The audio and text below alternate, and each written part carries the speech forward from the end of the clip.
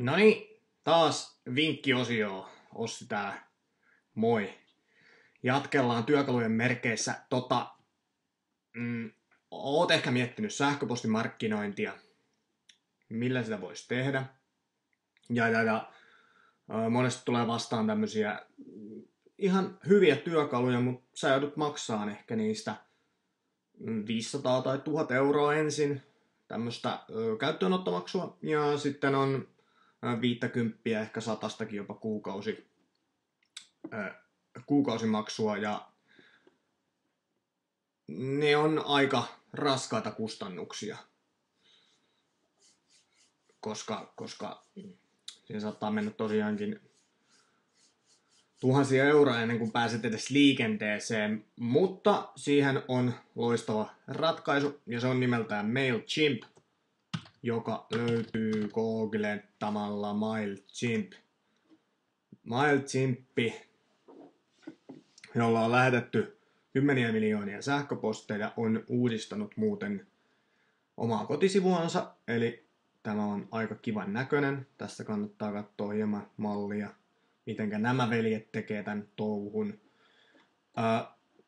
Mikä tässä MailChimpissä on aika huikea juttu, eli tässä on minkäännäköisiä perustamiskustannuksia ja 1000 sähköposti, tai jos sun sähköpostilistan koko on alle 1000 nimeä ja sä lähetät 6000 viestiä maksimissaan kuukaudessa, niin se on täysin ilmasta. Eli se on todella hieno juttu. Eli jos sulla on vaikka 500 nimeä sähköpostilistalla, niin sä voit lähettää 6000 viestiä, eli siihen 500 nimeen siis 12 viestiä per yksi vastaanottaja. Ja sitten nämä hinnat, esimerkiksi jos sun lista kasvaa, niin sä pystyt $15 kuukaudessa lähettämään 1000 sähköpostiosoitteeseen niin paljon kuin ehdit sähköposteen, toinen ei ole yhtään mitään. Ja sitten täältä löytyy myös tällaisia tekstiviestipakettityyppisiä, eli sähköpostiviestipaketteja, osta 500 000 sähköpostia lähetä ne tommosella rahamäärällä, ja sitten jos haluaa tämmöisiä high volume juttuja tehdä, niin nekin onnistuu.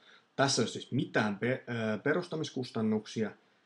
Tänne pystyy tuomaan esimerkiksi Excelistä sähköpostilistan, etunimi, sukunimi, sähköposti. Periaatteessa ei muuta kuin sähköposti on pakollinen.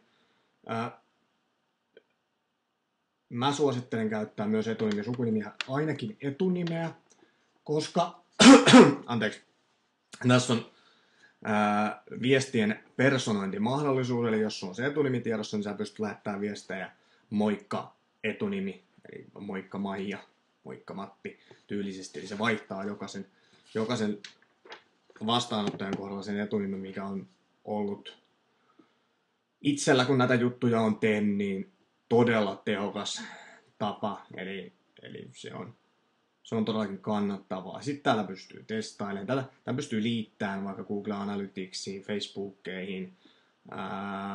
Pystyy lähettämään automaattisesti blogista tiedotteen. Jos blogiin teet jotain, niin se lähettää sun sähköpostilistalle sitä automaattisesti. Sitten se, että kun sun sähköpostilistalle liitytään, niin sä pystyt luomaan tähän vaikka kuinka monta viestiä, jotka lähtee automaattisesti siihen sähköpostilistaan liittyjälle esimerkiksi päivän, viikon tai kuukauden välein, niin sä pystyt muokkailemaan niitä, ja se on todella tehokas tapa. Eli sun ei tarvitse tehdä mitään, asiakas liittyy sun sähköpostilistaan, sä lähetät ehkä sille pari viestiä sen jälkeen, ja sä pystyt koko ajan sen asiakkaan kanssa, tai pystyt alkaa luomaan sitä luottamusta asiakkaaseen sitä kautta. Tämä on huikea juttu.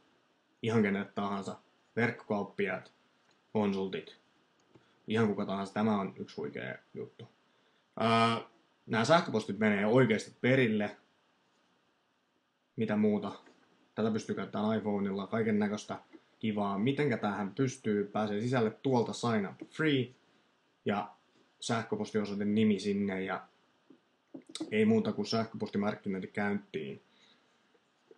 Sillä se tuottaa tuloksia. Palataan taas myöhemmin. Aika loppuu. Moi!